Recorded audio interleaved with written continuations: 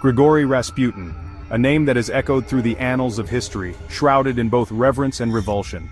The name itself evokes images of mystery and intrigue. Rasputin's life was a tapestry woven with threads of mysticism, scandal, and power. Born a peasant in Siberia in 1869, Rasputin's early life was shrouded in controversy.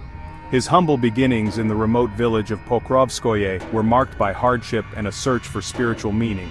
He was a man of contradictions, a self-proclaimed holy man with a penchant for debauchery. His journey from a simple peasant to a figure of immense influence was anything but straightforward. He was a wandering mystic who claimed to possess the power to heal the sick. His reputation as a healer and a man of God spread far and wide, drawing both followers and skeptics. This reputation, whether deserved or not, would be his ticket to the highest echelons of Russian society. The allure of his supposed healing powers and spiritual insights captivated many, including those in the royal court. In 1905, Rasputin arrived in St. Petersburg, the capital of Imperial Russia. The city, with its grandeur and opulence, was a stark contrast to his humble beginnings. The city was a swirling vortex of political unrest and social upheaval. The Russian Empire was on the brink of monumental change, and Rasputin's arrival added another layer to the already complex tapestry of the time. Tsar Nicholas II, the last emperor of Russia, and his wife, Empress Alexandra, were desperate for anyone to heal their ailing son, Alexei. The young heir to the throne suffered from hemophilia, a rare and incurable blood disorder. Hemophilia, a condition that prevents blood from clotting properly, meant that even a minor injury could be life-threatening for Alexei. The royal family's desperation for a cure or even a semblance of relief was palpable. It was then that Rasputin entered their lives. His arrival at the royal court was met with a mix of hope and skepticism. He claimed to possess the power to heal through prayer and his unique brand of spiritualism. His methods were unconventional, and his presence was both magnetic and unsettling. To the astonishment of the royal court, Rasputin seemed to be able to ease Alexei's suffering. His influence over the boy's health brought him closer to the royal family, solidifying his position within their inner circle. He became an indispensable figure in the lives of the Tsar and Tsarina, a trusted advisor and confidant. Rasputin's rise to power was meteoric, and his presence would leave an indelible mark on the history of Russia. As Rasputin's influence over the royal family grew, his presence became a subject of intense debate and controversy within the Russian Empire. So too did the resentment and suspicion surrounding him. The nobles and aristocrats who had long held sway over the court found themselves increasingly sidelined by this enigmatic figure. The Russian aristocracy, already wary of his peasant origins and unorthodox ways, began to view him as a dangerous interloper. They couldn't fathom how a man of such humble beginnings could wield so much power and influence over the Tsar and Tsarina. Rumors of his debauchery and scandalous behavior spread like wildfire through the court. Whispers of late-night escapades and secretive meetings only fueled the fire of discontent. He was accused of everything from sexual impropriety to political manipulation. His detractors painted him as a puppet master, pulling the strings of the royal family for his own gain. His enemies whispered that he was a charlatan, a fraud who was taking advantage of the Tsar and Tsarina's desperation. They believed he was exploiting their fears and insecurities to cement his own position of power. They saw him as a threat to the stability of the empire, a dark force whispering poison into the ears of the monarchs. To them, Rasputin was not just a personal threat but a national one, endangering the very fabric of Russian society.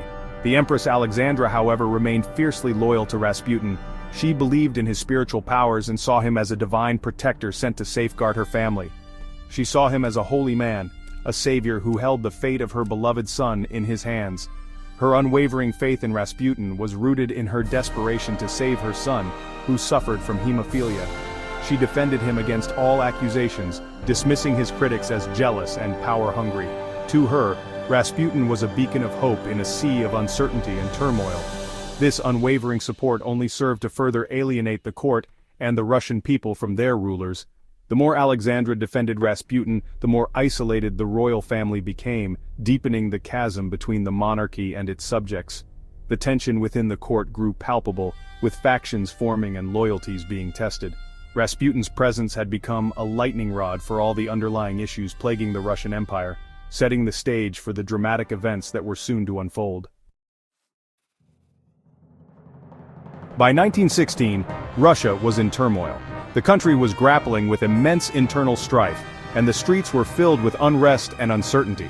The Russian Empire was teetering on the edge of a precipice, with its people suffering from the ravages of war and economic hardship. World War I was raging, and the Russian military was deeply entrenched in a brutal and exhausting conflict.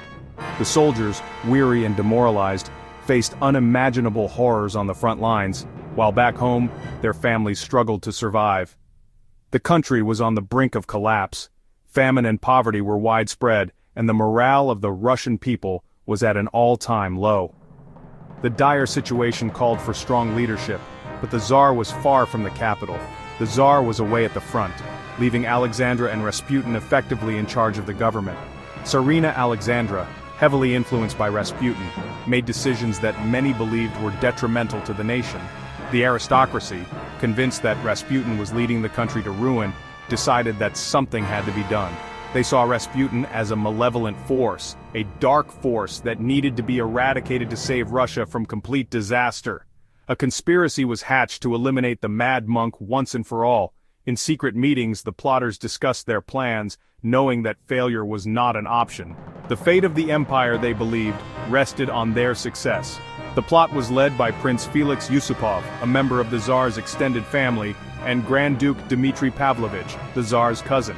Both men were determined and resolute, believing that their actions would be seen as a necessary evil. They were joined by a group of like-minded nobles, all united in their belief that Rasputin's death was necessary to save Russia. These conspirators, driven by a mix of fear, desperation, and patriotism, set their plan into motion, hoping to change the course of history. The conspirators decided to lure Rasputin to the Moika Palace, Yusupov's opulent residence, under the pretense of a social visit. They prepared a feast, lacing the cakes and wine with cyanide, a deadly poison. On the night of December 30th, 1916, Rasputin arrived at the palace seemingly oblivious to the danger that awaited him. He ate and drank with gusto, but to the astonishment of his would-be assassins, he showed no ill effects from the poison. It was as if he possessed some supernatural immunity. The conspirators began to panic. Their plan was unraveling before their eyes. Section 5. Gunshots in the night. Yusupov, desperate to salvage the situation, decided to take matters into his own hands. He lured Rasputin down to the basement, claiming to show him a valuable icon. There, in the dimly lit cellar, Yusupov drew a revolver and fired a shot at Rasputin, hitting him in the chest. Rasputin crumpled to the ground, seemingly dead. However, in a scene straight out of a horror movie, Rasputin suddenly sprang back to life. He lunged at Yusupov, shouting that he would tell everything to the Tsarina. A struggle ensued and more shots were fired. Rasputin, riddled with bullets, finally collapsed, this time for good. Section 6. The icy depths of the Neva. The conspirators, horrified by what they had done, wrapped Rasputin's body in a carpet and dumped it in the icy waters of the Neva River. His body was discovered several days later, frozen solid. The autopsy report painted a gruesome picture. Rasputin had been shot multiple times, including a fatal shot to the head. The report also confirmed that his lungs were filled with water, indicating that he was still alive when he was thrown into the river. Section 7. The immortal Rasputin fact or fiction. The circumstances surrounding Rasputin's death, combined with his larger-than-life persona, have fueled countless myths and legends. Some accounts claim that he possessed supernatural powers, that he was immune to poison, and could survive multiple gunshot wounds. Others suggest that he was a skilled hypnotist who could control the minds of his victims. While these stories make for compelling storytelling, there is no evidence to support them. The autopsy report clearly states that Rasputin died from his gunshot wounds. The stories of his immortality are likely the product of exaggeration and wishful thinking. Section 8. The fall of the House of Romanov. Rasputin's assassination, while intended to save Russia, ultimately had the opposite effect. The assassination further destabilized the already fragile Romanov dynasty. The Tsarina was devastated by the loss of her trusted advisor. The public, already disillusioned with the monarchy, saw the assassination as a sign of the government's corruption and incompetence. The assassination also further alienated the Tsar from the Russian people, paving the way for the Bolshevik Revolution and the fall of the Romanov dynasty in 1917. Section 9. Rasputin's Shadow Legacy and Legend. Grigori Rasputin's life and death remain one of the most intriguing and enduring mysteries of the 20th century.